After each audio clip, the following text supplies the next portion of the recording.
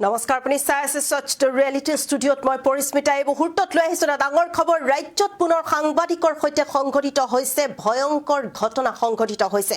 কোনো দুৰ্বৃত্তই সাংবাদিকক হত্যা কৰি নদীত পেলাই থৈ যায় আৰু পানীত উপঙি থকা অৱস্থাত সাংবাদিকৰ মৃতদেহ উদ্ধাৰ কৰে। দুদিন ধৰি নিৰুদ্দেশ হৈ আছিল সাংবাদিকজন। তাৰ পিছতে প্ৰত্যক্ষদৰ্শীয়ে নদীত উপঙি থকা অৱস্থাত উদ্ধাৰ কৰে, প্ৰত্যক্ষ কৰিছে আৰু তাৰ পাছতে উদ্ধাৰ কৰা হৈছে সাংবাদিকজনৰ মৃতদেহ উদ্ধাৰ কৰা হৈছে। এই মুহূৰ্তত আমি সবিশেষ লৈ অহাৰ চেষ্টা কৰিছোঁ। এই মুহূৰ্তৰ ডাঙৰ খবৰ প্ৰতিগৰাকী দৰ্শকৰ বাবে।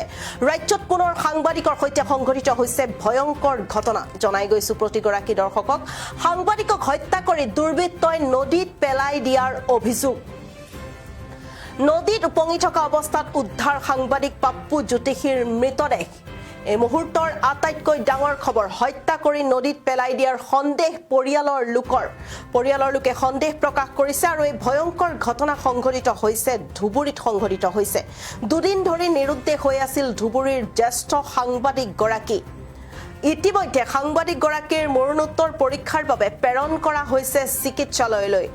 আমি জনাই গৈছোঁ প্ৰতিগৰাকী দৰ্শকক, সঠিক তদন্ত আৰু দোষী গ্ৰেপ্তাৰৰ দাবী উত্থাপন কৰিছে বিভিন্ন মহলে উত্থাপন কৰিছে।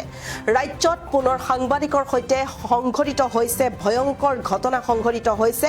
এইবাৰ এই সাংবাদিকৰ সৈতে ভয়ংকৰ ঘটনা সংঘটিত হৈছে ধুবুৰীত সংঘটিত হৈছে। দুদিন ধৰি নিৰুদ্দেশ হৈ আছিল ধুবুৰীৰ জ্যেষ্ঠ সাংবাদিক পাপ্পু জ্যোতিষী আৰু সাংবাদিকক হত্যা কৰি কোনো দুৰ্বৃত্তই নদীত পেলাই দিয়াৰ এতিয়া অভিযোগ উত্থাপন হৈছে। নদীত উপঙি থকা অৱস্থাত উদ্ধাৰ কৰা হৈছে সাংবাদিক পাপ্পু জ্যোতিষীৰ মৃতদেহ।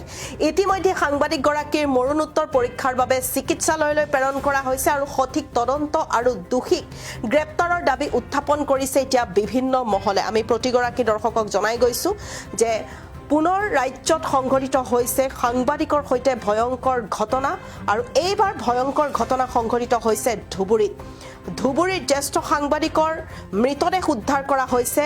নদীত উপঙি থকা অৱস্থাত মৃতদেহ উদ্ধাৰ কৰা হৈছে আৰু মৰণোত্তৰ পৰীক্ষাৰ বাবে প্ৰেৰণ কৰা হৈছে। এতিয়া চিকিৎসালয়লৈ প্ৰেৰণ কৰা হৈছে সাংবাদিকগৰাকীৰ মৃতদেহ। এই মুহূৰ্তত প্ৰতিগৰাকী দৰ্শকৰ বাবে আটাইতকৈ ডাঙৰ খবৰ। আমাৰ হাতত মন্তব্য আছে, আমি মন্তব্য শুনোৱাৰ চেষ্টা কৰিছোঁ।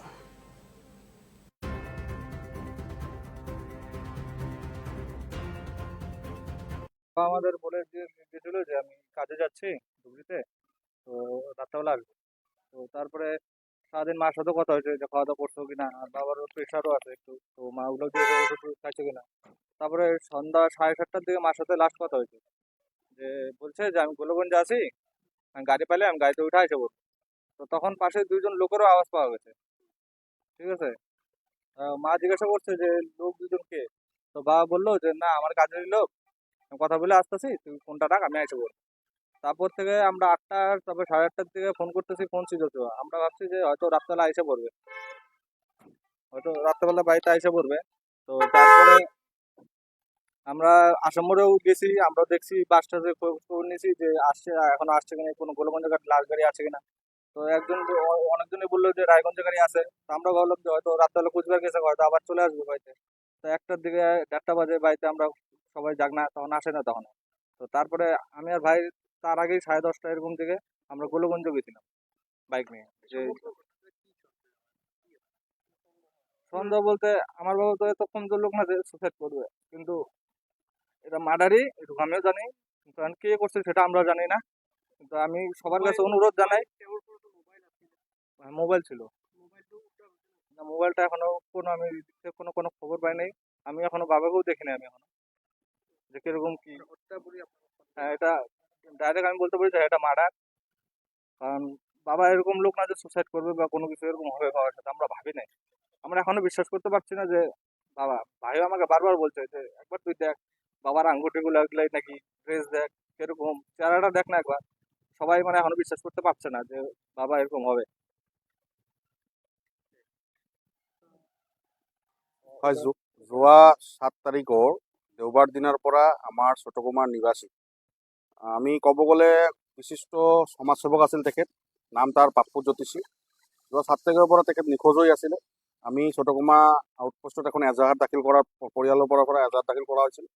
এজাহাৰ দাখিল কৰাৰ পিছৰে পৰা আজি আমি SP ছাৰৰ লগত কথা পাতিছিলোঁ, এডিশ্যনেল অতিৰিক্ত আৰক্ষী অধীক্ষক মহোদয়ৰ লগত কথা পাতিছিলোঁ। তেখেতসকলে বহু প্ৰচেষ্টাৰ ফলত যোৱাকালি ৰাতি আমাৰ গোলকগঞ্জ সমষ্টিৰ অন্তৰ্গত বিন্নাচৰাত তেখেতৰ বডিটো পোৱা গৈছে।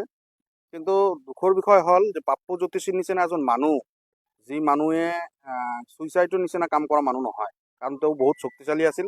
যিটো সময়ত গোলকগঞ্জ সমষ্টি অন্তৰ্ভুক্ত হোৱাৰ আগত ছোটকুমাৰটো আমাৰ গোসাইগাঁও সমষ্টিত আছিল, আৰু গোসাইগাঁও সমষ্টিত থকা সময়ত তেখেতে বিজেপিৰ যিমান দূৰ কাম কৰিছিল, তেখেতৰ ভিতৰত যে ৰাষ্ট্ৰীয়তাবাদী চিন্তা ভাৱনা, বিজেপিৰ প্ৰতি যে তাৰ চিন্তা ভাৱনা আৰু তাৰ প্ৰতি যিটো ছ'চিয়েল এক্টিভিটি, বহুত ভাল মানুহ আছিল।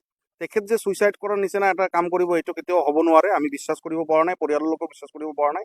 সেইকাৰণে আপোনালোকৰ টেলিভিশ্যনৰ জৰিয়তে বিভাগীয় কৰ্তৃপক্ষ, বিশেষকৈ ধুবুৰী জিলা আৰক্ষী অধীক্ষক মহোদয় আৰু অতিৰিক্ত আৰক্ষী অধীক্ষক মহোদয়ৰ লগত মোৰ যোৱাকালি কথা হৈছে। আজি আমাৰ নৱগঠিত মিনিষ্টাৰ অশ্বিনী ৰায়চৰকাৰ ডাঙৰীয়াৰ লগতো কথা হৈছে ফোনযোগে। তেখেতে আহি আছে, বঙাইগাঁৱত আছে, অহাকালি আহি পাব। তেখেতে কথা দিছে যে এডমিনিষ্ট্ৰেটিভৰ লগত কথা পাতি পেলাই উচিত যিখিনি ব্যৱস্থা সেইখিনি ল'ব লাগে। আৰু আমি দাবী জনাইছোঁ সদৌ অসম বাঙালী যুৱ ছাত্ৰ ফেডাৰেশ্যনৰ পৰা যে পাপ্পু জ্যোতিষীৰ এই মৃত্যুৰ ঘটনাটোতো আমি কেতিয়াও মানি ল'ব পৰা নাই। আৰু অতি সোনকালে যিসকল দোষী আছে, যিসকল আমি বিশ্বাস কৰোঁ যে কোনেও এইটো মাৰ্ডাৰ এইটো হ'ব লাগে, কাৰণ এইটো তেখেতে ছুইচাইড কৰাৰ নিচিনা কাম কৰিব নোৱাৰে। সেইকাৰণে এইটো মাৰ্ডাৰৰ নিচিনা আমাৰ অনুমান হৈছে। এতিয়াও মৰণোত্তৰ পৰীক্ষাৰ কাৰণে লৈ অহা হৈছে, মৰণোত্তৰ পৰীক্ষা হোৱা নাই। মৰণোত্তৰ পৰীক্ষাৰ পিছত আমি গম পাম যে কিমানখিনি কেনেদৰে হ'ল।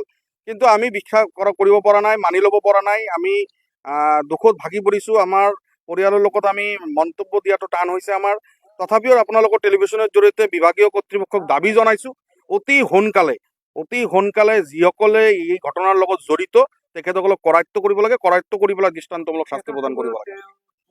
সংবাদ মাধ্যমৰ লগতে নহয়, তেখেত সংবাদ মাধ্যমৰ লগত, ছ'চিয়েল এক্টিভিটিৰ লগত, পলিটিকেলৰ লগত, ৰাজনীতি বিজেপিৰ লগত সক্ৰিয়ভাৱে তেখেতৰ যিটো ৰাষ্ট্ৰীয়তাবাদী চিন্তা ভাৱনা আছিল, তেখেতে যে যিমান দূৰ সমাজৰ হকে কাম কৰি গৈছিল, এই অৰিহণাটো আমি কেতিয়াও পাহৰি যাব নোৱাৰোঁ। সেইকাৰণে কৈছোঁ যে বিভাগীয় কৰ্তৃপক্ষ, ধুবুৰী জিলা আৰক্ষী অধীক্ষক মহোদয় অতি সোনকালে ইয়াৰ ওপৰত ব্যৱস্থা ল'ব লাগে। আৰু অতি সোনকালে যিসকল দোষী আছে, দোষী কৰায়ত্ব কৰি পেলাই অতি শীঘ্ৰে কঠোৰৰ পৰা কঠোৰতম ব্যৱস্থা ল'ব লাগে।